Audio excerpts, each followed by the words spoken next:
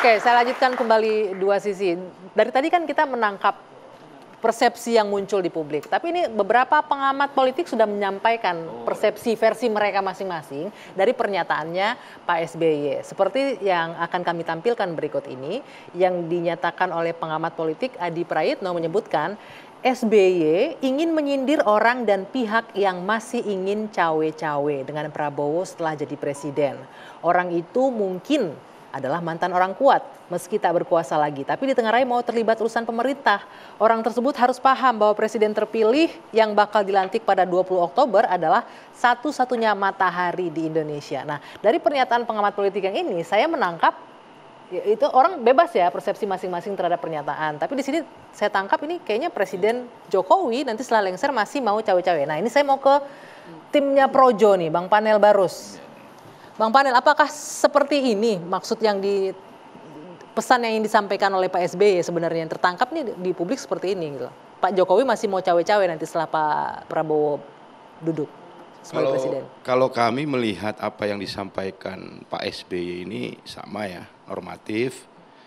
Ini adalah wejangan ya dari mantan presiden yang berkuasa selama 2 periode. Saya pikir ini hal yang wajar, jangan juga kemudian direspon berlebihan. Apa yang disampaikan Adi Praitno dalam fantasinya, itu kalau kata anak Medan tuh kombur molotov itu.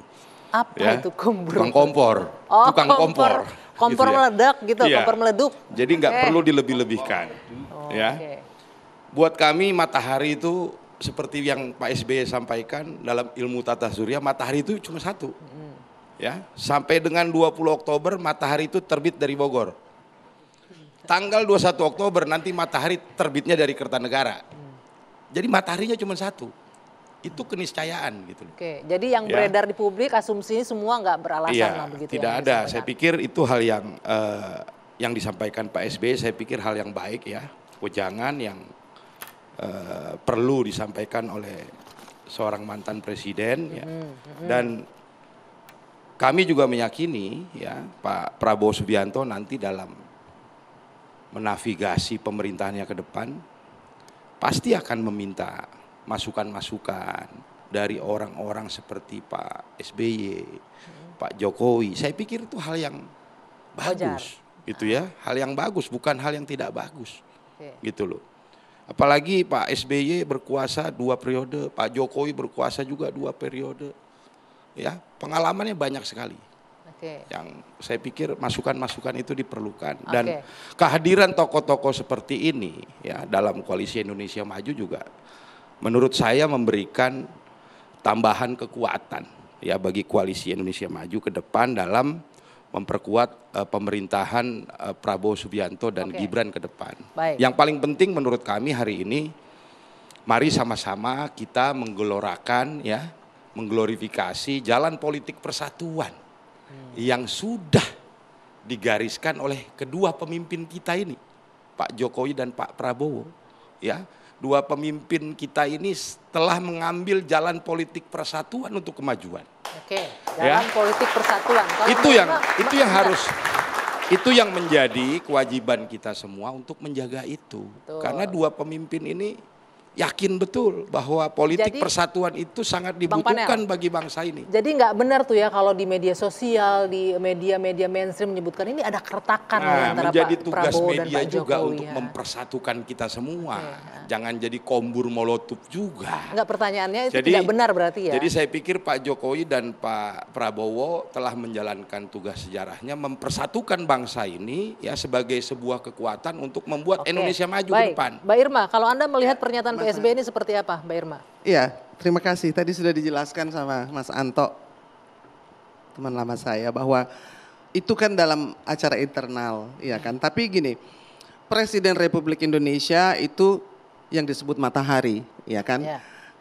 Dan matahari itu bukan hanya menerangi, menghidupkan ekosistem, memberikan kehidupan kepada semua makhluk di bumi. Artinya secara analogi bahwa itu adalah yang berkuasa tertinggi. Apakah itu matahari di partai, apakah matahari di republik ini. Namun ini kan kita melihat bahwa matahari pasti akan silam juga. iya kan? Tidak mungkin bersinar selamanya. Saya merasa bahwa pernah ada lagunya Bimbo ya, matahari di tangan kanan, rembulan di tangan kiri.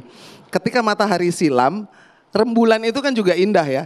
Kalau menurut saya, banyak orang membuat puisi tentang rembulan. Rembulan itu bersinar karena ada matahari. Jadi ketika silam, saya pikir nanti tentu matahari akan berganti. Dulu Pak SBY, sekarang mataharinya menjadi AHY.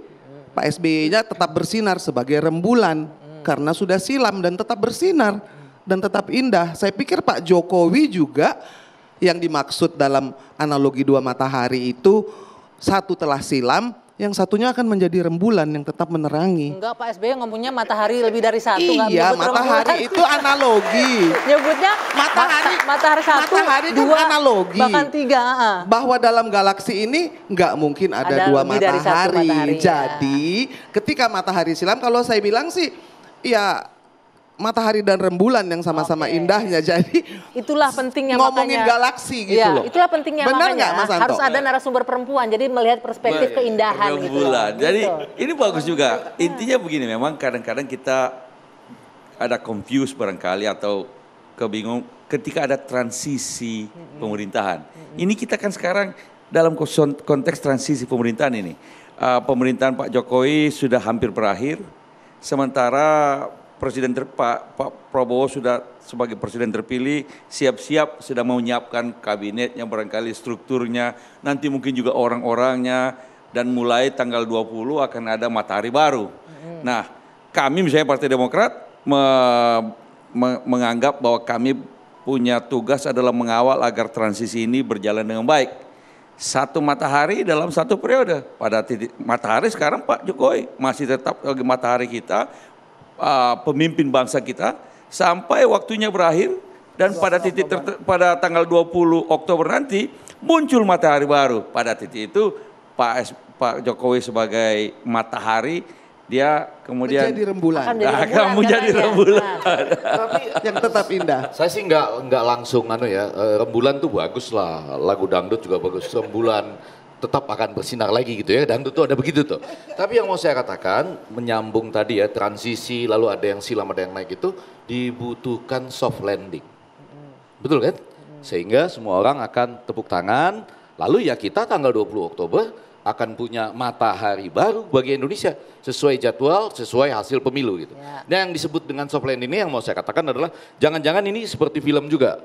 Besok kita bicara tentang hari ini. Jadi semua orang itu dilihat track recordnya.